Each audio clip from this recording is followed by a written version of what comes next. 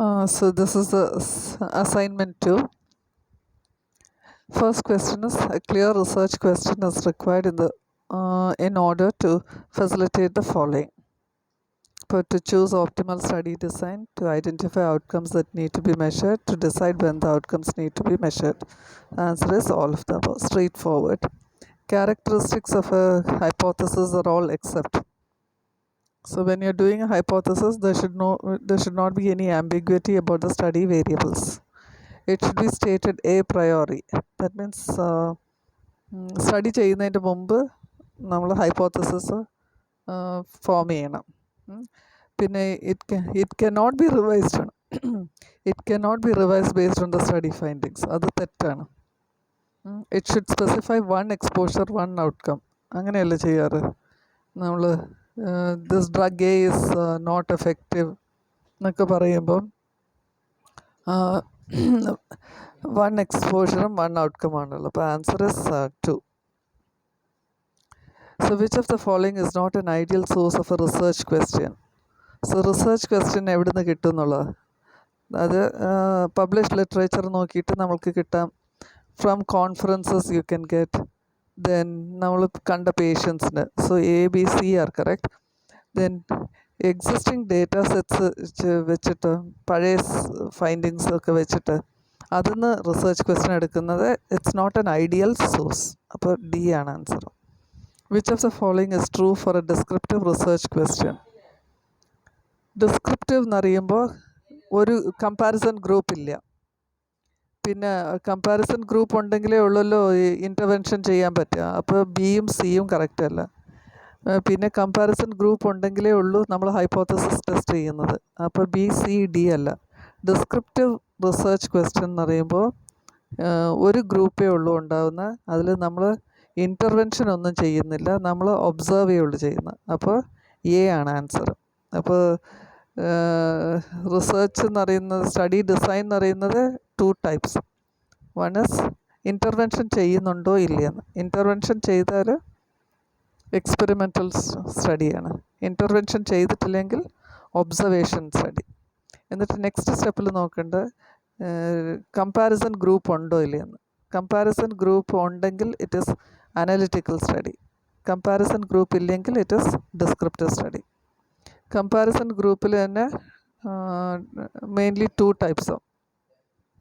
That is case control study എന്ന് പറഞ്ഞാൽ നമ്മൾ ഇപ്പോൾ ഒരു കേസുണ്ട്, പണ്ട് ഇവർക്ക് എക്സ്പോഷർ ഉണ്ടായിരുന്നോ എന്നുള്ളത് നോക്കുക. അതാണ് പിന്നിലോട്ട് നോക്കുകയാണ്. ഇപ്പോൾ കേസുണ്ട്, ഇപ്പോൾ ഒരു CA ബ്രസ്റ്റ് ഉണ്ട്, 2-3 വർഷം മുമ്പ് 10 വർഷത്തിൻ്റെ ഉള്ളിലോ എന്തെങ്കിലും അവർക്ക് റേഡിയേഷൻ്റെ എക്സ്പോഷറോ അല്ലെങ്കിൽ അവർ ഹോർമോണൽ ഡ്രഗ്സ് വല്ലതും കഴിച്ചിട്ടുണ്ടോ ഇല്ലയെന്ന് നോക്കുക. അതാണ് കേസ് കൺട്രോൾ സ്റ്റഡി. രണ്ടാമത്തത് ഫോർവേഡ്ലി പോവുകയാണെങ്കിൽ കേസ്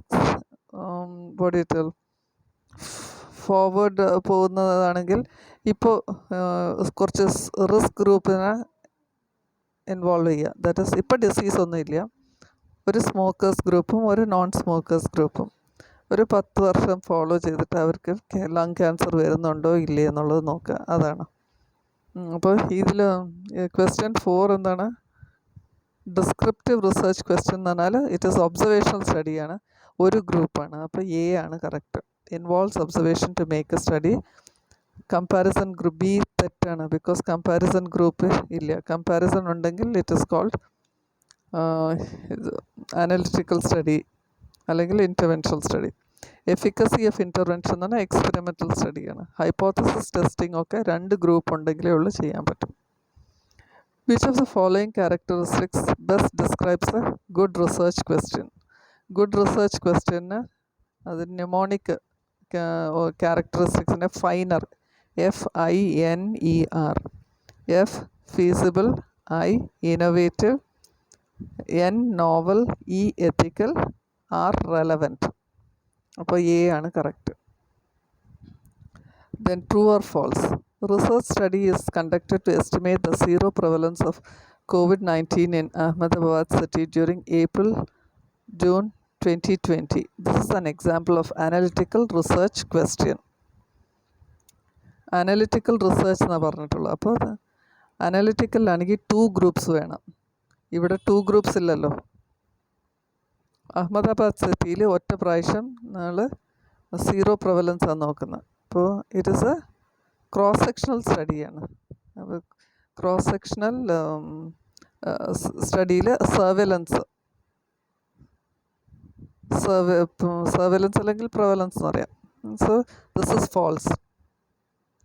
ഇത് analytical this is an example of analytical research question എന്നാണ് ചോദിച്ചിട്ടുള്ളത്. ഇതിൽ 2 ഗ്രൂപ്പ്സ് ഇല്ല, അതുകൊണ്ട് ഇത് അനാലിറ്റിക്കൽ റിസർച്ച് ക്വസ്റ്റ്യൻ അല്ല, it is false. Which of the following statements about study objective is false? Study objectives. So first നമ്മൾ റിസർച്ചിൽ ആദ്യം identify the data needs. Second step എന്ന് പറയുന്നത് frame the research question.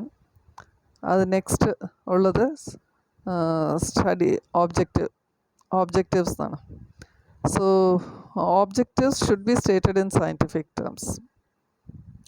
That is ഇപ്പോൾ ബ്ലീഡിങ്ങിൻ്റെ എന്തെങ്കിലും ആണെങ്കിൽ ടു എസ്റ്റിമേറ്റ് ദ APTT അല്ലെങ്കിൽ PTINR, അങ്ങനെയാണ് ഒബ്ജക്റ്റീവ്സ് സ്റ്റേറ്റ് ചെയ്യേണ്ടത്.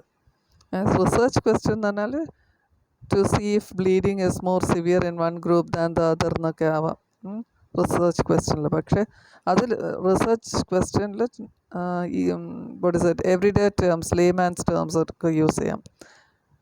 ഒബ്ജക്റ്റീവ്സിൽ സിംഗിൾ ഓപ്പറേഷണൽ വേർബ് വേണം. Then it should be in scientific terms. Then objectives can be primary or secondary. അപ്പോൾ third C option is wrong. Multiple verbs ഇല്ല. And objectives should be specific. നമ്മളിപ്പോൾ anaemia എന്ന് just അങ്ങനെ പറയാൻ പാടില്ല. Anaemia എന്ന് പറയുമ്പോൾ ഹീമോഗ്ലോബിൻ ഇസ് ലെസ് ദാൻ എത്ര 9 gram/% എന്നോ അങ്ങനെ സ്പെസിഫൈ ചെയ്യണം. 8th, in the life cycle of research, spelling of the research question is followed by ആദ്യം റിസർച്ച് ക്വസ്റ്റ്യൻ കഴിഞ്ഞാൽ നമ്മൾ തീസിസിൽ എന്താ എഴുതുന്ന ഫോർമുലേറ്റിംഗ് ദ സ്റ്റഡി ഒബ്ജക്റ്റീവ്. അത് കഴിഞ്ഞിട്ട് we have to plan the analysis. Analysis കഴിഞ്ഞ ശേഷം ഡേറ്റ കളക്ഷൻ ഇൻസ്ട്രുമെൻറ്റും കളക്ട് ദ ഡേറ്റ, എന്നിട്ട് ഡേറ്റ അനലൈസ് ചെയ്യണം, എന്നിട്ട് ഫോർമുലേറ്റ് ദ റെക്കമെൻഡേഷൻസ്.